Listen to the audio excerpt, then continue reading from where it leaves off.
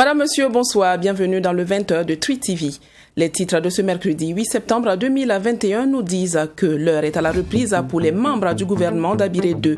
Après un mois de vacances, ils sont de retour à leurs postes respectifs où attendent déjà plusieurs dossiers. Les cyberescrocs dans le collimateur du ministère de la Sécurité. Une réflexion sur une stratégie de lutte contre la cybercriminalité a été lancée hier à Ouagadougou afin de mettre fin à ce phénomène grandissant au Burkina Faso. Et puis, en Libye, la libération de Saadi Kadhafi, l'un des fils de Muammar Kadhafi, suscite divers avis. L'homme, comme plusieurs autres prisonniers, aurait bénéficié d'une décision gouvernementale favorisant la réconciliation nationale. Aussitôt repris, sitôt à la tâche, les membres du gouvernement, après avoir profité d'un mois de repos, ont officiellement repris ce 8 septembre 2021. Pour cette rentrée gouvernementale, il faut le dire, plusieurs dossiers sont déjà en attente de traitement. Ils sont entre autres relatifs à la lutte contre la vie chère, à la question du logement et du foncier et à la recherche de solutions pour le bien-être des Burkinabés. Les défis s'annoncent donc nombreux et costauds, mais les membres du gouvernement de Dabiré affirment être au taquet pour les relever. Abdoulrahim Magnéni.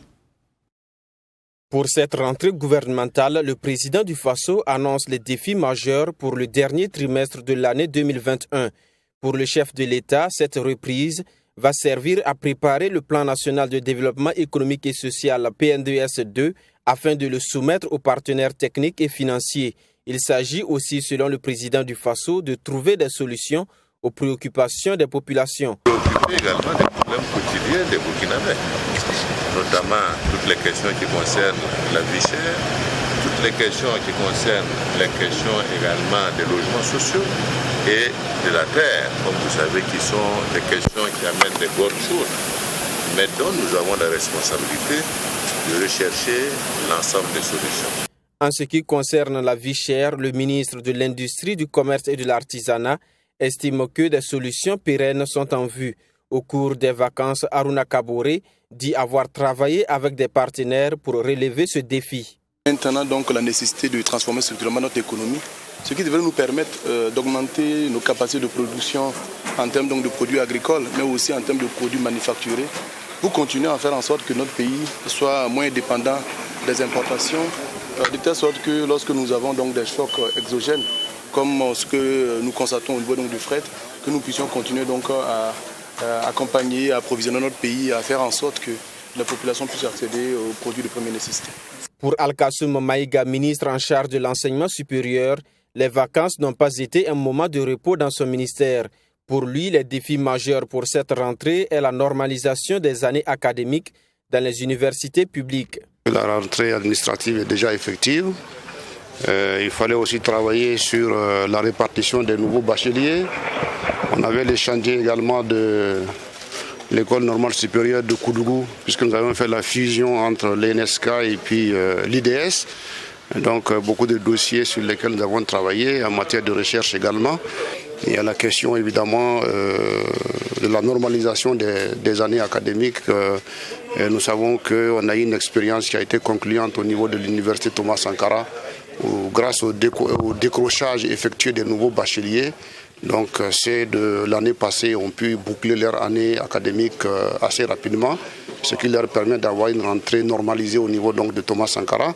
Pour le chef du gouvernement, après un mois de vacances, donc de repos partiel, toute son équipe revient avec l'énergie nécessaire pour continuer le travail sur le chantier de développement. Cette rentrée gouvernementale s'est donc faite sur les chapeaux de roue avec, comme nous le disions, plusieurs dossiers à traiter. Les ministres se sont retrouvés face à de multiples équations, notamment celle en rapport avec la date du Forum national de la réconciliation prévue du 17 au 23 janvier 2022, la question du découpage du territoire et la reprise du dialogue politique. Nous vous proposons d'écouter Ousseini Tamboura, ministre de la Communication, porte-parole du gouvernement. Il est au micro de Michael Tougri. Le Conseil des ministres a retenu donc les dates du 17 au 23 janvier 2022 pour la tenue du Forum national de réconciliation. Au titre du ministère de l'Administration territoriale et de la décentralisation, le Conseil des ministres a adopté 2 rapports. Le premier rapport est relatif à un projet de loi d'orientation de l'organisation générale de l'administration.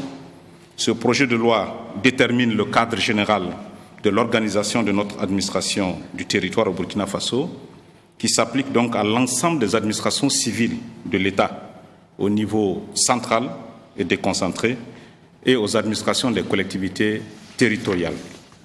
Cette loi d'orientation de l'organisation générale de l'administration permettra de mettre en cohérence et en complémentarité les deux modes d'administration du territoire, à savoir la décentralisation et la déconcentration. Le Conseil a donné des orientations aux ministres concernés par les différents domaines de la gestion foncière afin de poursuivre les mesures d'assainissement déjà entreprises et d'engager la relecture des textes législatifs et réglementaires afin de retrouver pour notre pays une bonne gestion du foncier et de la promotion immobilière. Après les délibérations, le Conseil a entendu des communications orales. La première communication orale a été donnée par le ministre en charge de l'administration territoriale et de la décentralisation. Il s'agit essentiellement du dialogue politique. Il vous souviendra que ce dialogue politique avait été suspendu en juin dernier, après 2 jours de travaux, et il est prévu donc pour reprendre au cours de ce mois de septembre 2021. L'ordre du jour de ce dialogue n'a pas varié. Au titre de la préparation de la loi de finances 2022, le ministre des Finances a informé que l'avant-projet de budget de l'État exercice 2022 est finalisé et sera donc naturellement soumis très bientôt au Conseil des ministres pour ensuite être transmis donc à l'Assemblée nationale. En ce qui concerne la feuille de route pour l'opérationnalisation du PNDS 2, le ministre des Finances a rappelé qu'un groupe de travail donc s'est mis en situation de travail pour organiser la prochaine table ronde de mobilisation, table ronde des bailleurs de fonds, pour mobiliser les ressources extérieures. Et cette table ronde de bailleurs de fonds se tiendra au mois de novembre 2021 à Bruxelles. Voici un phénomène qui prend de l'ampleur dans le pays des hommes intègres, la cybercriminalité. Le ministère de la Sécurité et la Brigade centrale de lutte contre la cybercriminalité ont procédé hier mardi au lancement de travaux d'élaboration de la stratégie nationale de lutte contre ce fléau pour la période 2022-2026. Figurez-vous qu'en 2020, l'année dernière donc, les cyberescrocs sont parvenus à soutirer plus d'1 milliard de francs CFA aux citoyens burkinabés, d'où la conception de cette stratégie pour stopper et supprimer le mal. Le point de la cérémonie d'ouverture des travaux avec Isidore Nyada et Abdoulrahim Magnini. La cybercriminalité, voici un phénomène qui prend de l'ampleur au Burkina Faso et dans la sous-région. Chantage à la webcam, arnaque en ligne, espionnage téléphonique, usurpation d'identité et piratage de comptes sont entre autres le quotidien des cyberescrocs. Un fléau qui constitue une véritable équation à résoudre pour les acteurs de la cybersécurité. En vue de fédérer les efforts, l'élaboration d'une stratégie commune de lutte s'impose.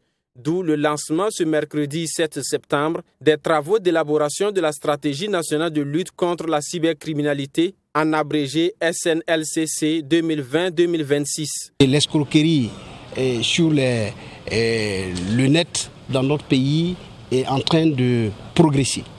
En 2020, nous avons enregistré une perte de plus de 1,4 milliard perdue par nos concitoyens.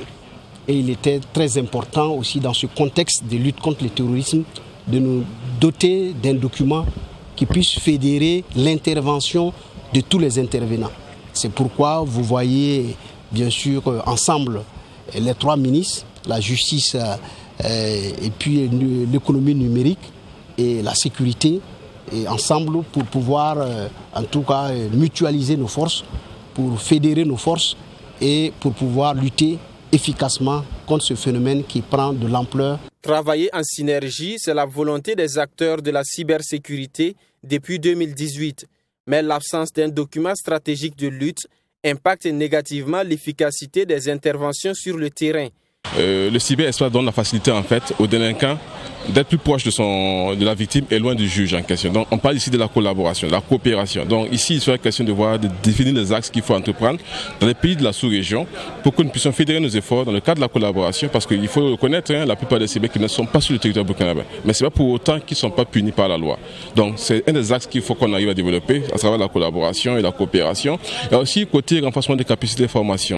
Au sortir de ces travaux qui vont s'étaler sur 4 à 5 mois, Un document final servira de guide pour les autorités en charge de la lutte contre la cybercriminalité. L'évocation du nom du village de Banlo nous ramène tous certainement au drame qui s'y est produit le 27 août dernier. Vous avez été nombreux à condamner l'acte.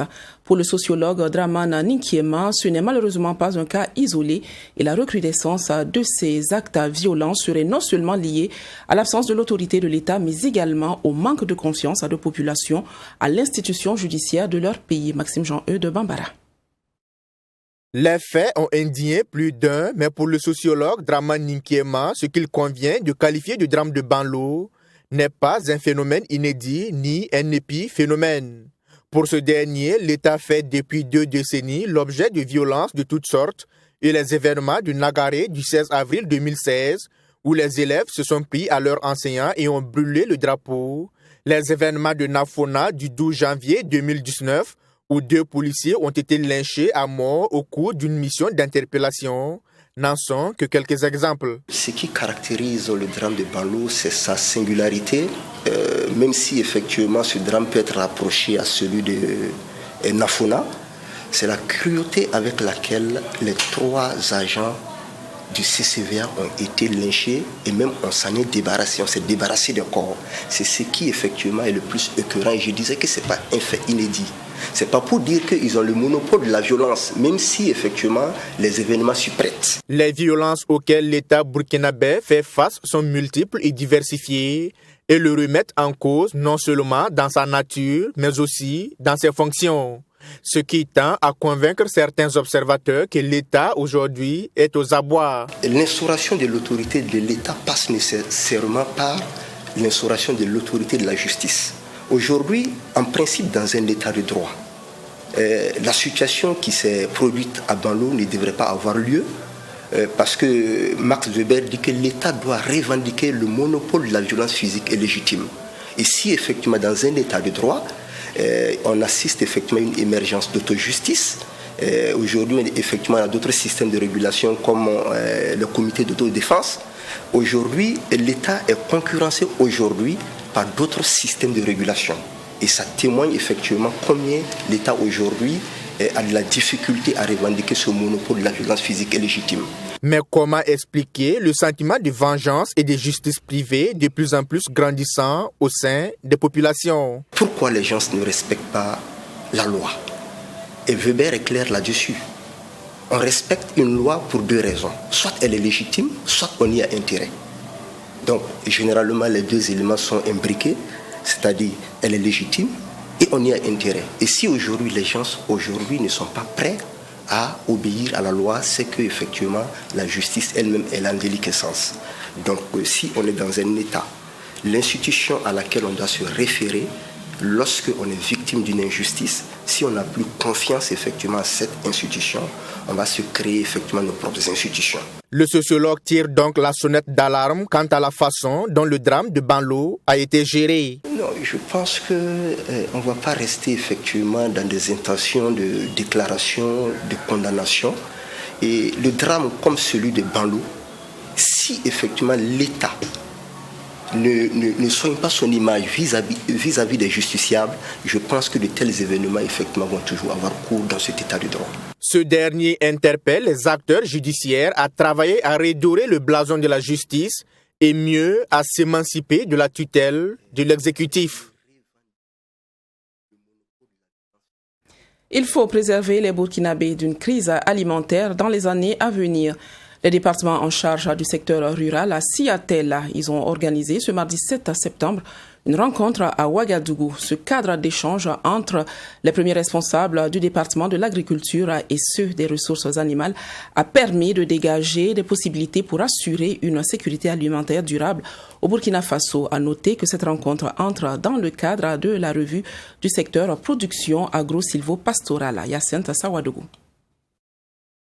Avec 40 barrages réalisés et réhabilités entre 2016 et 2020, une production végétale qui passe de 6 millions à plus de 7 millions de tonnes, le programme national du secteur rural phase 2 a été d'un apport considérable pour les acteurs de la chaîne de production.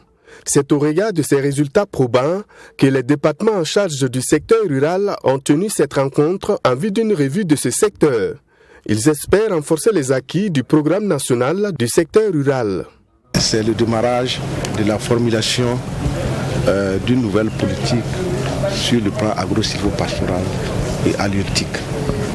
Parce que vous savez que le programme national du secteur rural 2 s'est achevé en décembre 2020. Et nous avons commencé à faire le travail depuis juin 2020 pour élaborer le nouveau programme afin que nous puissions disposer d'instruments qui vont mettre l'accent sur les investissements afin de booster le secteur agro-silvopastoral et halieutique. L'élaboration du programme s'inscrit dans la vision du nouveau référentiel national de développement, un projet qui a pour ambition le développement durable du secteur agro-silvopastoral, halieutique et faunique. Les participants s'attendent à la résilience des communautés, à l'amélioration des conditions de vie des producteurs à travers ce nouveau programme. Qu'il y ait beaucoup plus davantage des acteurs qui vont travailler dans ce sens pour que ça soit vraiment, on peut dire, un secteur qui va contribuer à renforcer la résilience des communautés. Nous voulons aussi également que dans ce secteur-là, nous puissions travailler à la maîtrise totale de l'eau, à mieux gérer la fertilité des sols, mais également qu'en termes au niveau de l'élevage, que nous puissions mettre un accent qui va permettre qu'il y ait beaucoup plus de transformation au niveau du secteur pastoral pour nous permettre de pouvoir mieux avoir des produits qui vont augmenter notre produit intérieur brut. À cet atelier, il a été également question du changement de la dénomination du plan national du secteur rural PNSR qui devient désormais plan stratégique national d'investissement du secteur agro-silvopastoral PNIASP, qui se fixe pour objectif d'accroître durablement la production et l'accès des produits afin d'assumer une souveraineté alimentaire à l'horizon 2025. L'État burkinabé se penche sur les réalités de travail de ses artisans. Le ministère en charge de l'artisanat et la Chambre des métiers du Burkina Faso ont tenu un atelier de validation de projets de texte d'application du Code communautaire de l'artisanat de l'UEMOA ce matin à Ouagadougou. L'objectif de cette rencontre est de valider le processus que l'État a entamé depuis l'adoption du Code en 2014 pour internaliser la réglementation au niveau de ce secteur. Sanata Kwanda avec la voix de Nadine Zango. Le secteur de l'artisanat ne peut se développer que dans un cadre réglementaire adapté aux réalités des artisans, selon le conseiller technique du ministre en charge de l'artisanat. C'est pourquoi l'UEMOA, conscient du poids socio-économique du secteur de l'artisanat dans les différents pays, a jugé bon d'adopter un code communautaire. Ainsi, ce code permettra aux artisans burkinabés d'exercer leur métier dans un cadre bien organisé et également mettre en place des institutions artisanales compétitives. C'est d'ailleurs dans cette dynamique que s'inscrit cet atelier de validation de projets de texte d'application du Code communautaire de l'artisanat de l'UEMOA. Il est initié par le ministère en charge de l'artisanat et la Chambre des métiers. Une fois adoptés, ces textes viendront consolider le dispositif professionnel des artisans au Burkina Faso. C'est un atelier nécessaire parce qu'ici, il est question du processus que l'État a entamé depuis l'adoption du Code communautaire en 2014. D'internaliser ce cadre réglementaire au niveau du processus réglementaire national. Et c'est l'objectif de cet atelier de ce matin. Donc c'est vrai que c'est un atelier en plus, mais c'est un atelier indispensable dans la mesure où il vient renforcer les cadres d'organisation professionnelle des artisans et il permet aussi aux artisans aujourd'hui de pouvoir créer des entreprises artisanales. Pour le conseiller technique du ministre en charge de l'artisanat, le but recherché par la mise en place du code est la meilleure structuration du secteur de l'artisanat en vue de permettre aux artisans de pouvoir compétir au plan national et international. L'apport du code à l'artisanat burkinabé, je l'ai dit tantôt, c'est d'abord réglementé. C'est-à-dire que vous ne pouvez pas mener une activité, la boîte artisanale, sans une structuration minimum. Donc déjà, la réglementation de la structuration des artisans est déjà un acquis, un atout. Et deuxième point, c'est pouvoir créer un environnement compétitif au niveau national, sous-régional et même international. Parce que dans la logique des choses, dans notre approche, la vision du ministère, c'est que l'artisan doit pouvoir évoluer à atteindre l'industrialisation un jour. Cet atelier de validation est un appel lancé à l'endroit des artisans pour une meilleure organisation de leur corps de métier, a laissé entendre la présidente de la Chambre des métiers. Nous assistons à un atelier de validation de textes pour le code communautaire de l'UOMOA. Cela interpelle l'ensemble des artisans à une réorganisation, à une structuration plus cohérente qui tiendra compte des corps de métier, des branches d'activité et qu'on sente plus l'engagement et l'organisation plus saine au niveau des différentes branches d'activité pour qu'ils puissent défendre aisément leurs causes. En rappel, cet atelier de validation a connu la participation de tous les techniciens des ministères concernés par la question de l'artisanat, les acteurs directs du secteur et les élus consulaires de la Chambre des métiers. L'artiste Steko a dédicacé dans l'après-midi du samedi 4 septembre son tout premier album baptisé Juste moi. Steko, à travers ses 9 titres qui parlent d'amour, de pardon et de la situation des orphelins, espère toucher le cœur des mélomanes. Retour sur cette dédicace avec Ami Valiant et Yacinthe Sawadougou. L'amour, le pardon, l'insécurité, la situation des orphelins sont les thèmes abordés dans ce nouvel album de Steko. Baptisé Juste moi, l'album qui a été officiellement présenté comporte 9 titres. Pour l'artiste, cet album est une expression de ses convictions, ses difficultés et sa persévérance. Donc l'album Juste moi, c'est une chanson que je présente moi-même. Voilà, les difficultés que j'ai eues pour enregistrer cet album. Et j'ai nommé ça Juste moi pour que les gens puissent apprécier, pour que je puisse avancer. Parce que sans les appréciations, l'artiste ne pourrait pas avancer. Donc c'est pourquoi j'ai nommé l'album Juste moi.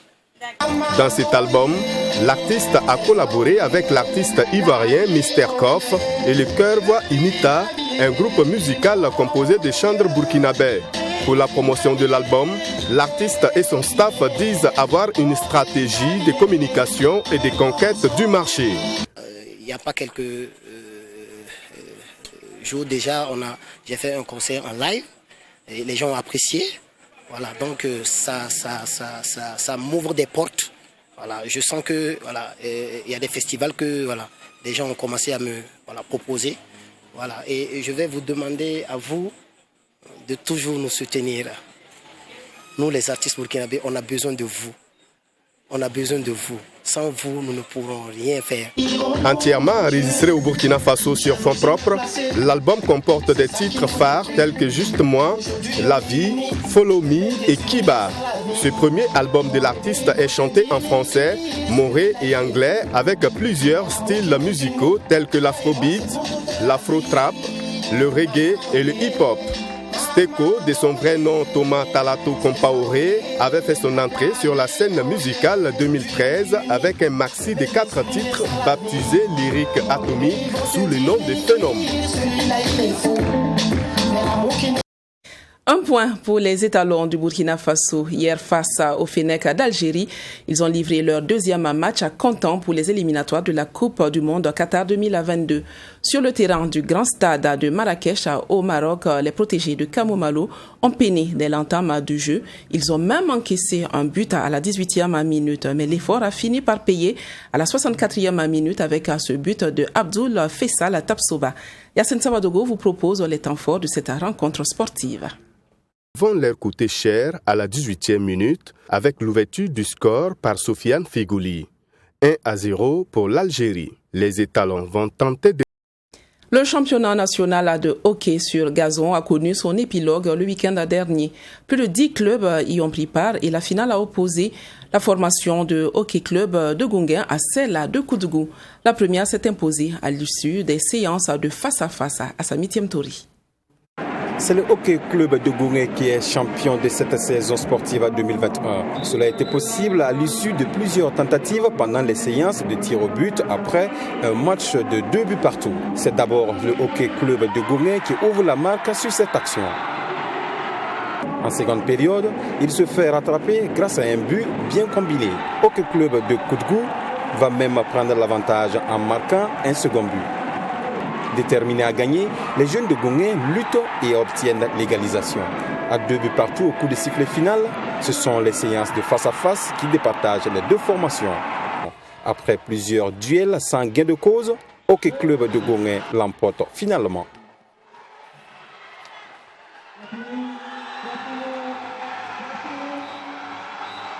On peut dire que ça n'a pas été facile pour nous.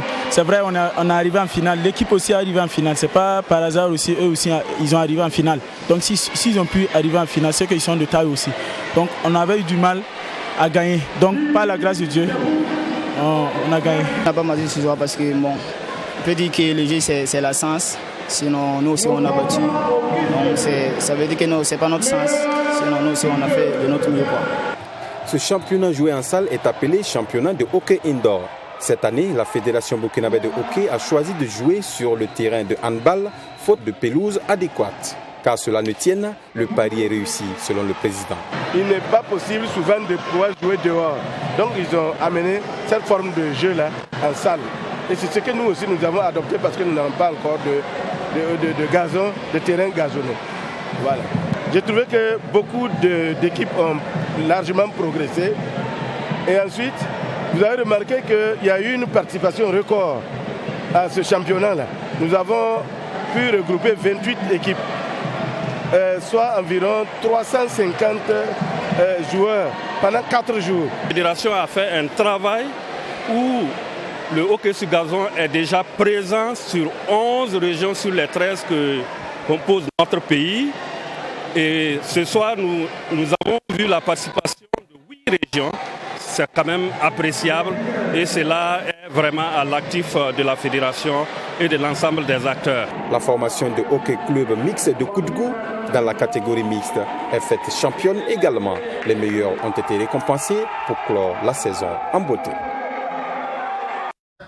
Sadi Kadhafi, un des fils de l'ex-dirigeant libyen emprisonné depuis 7 ans, a été libéré en application d'un verdict rendu depuis plusieurs années. Tout comme lui, plusieurs proches du président déchu figurent sur la liste des personnes relaxées, une mesure diversement appréciée à Tripoli et qui semble faire partie des efforts en vue d'une réconciliation nationale dans un pays miné par les divisions.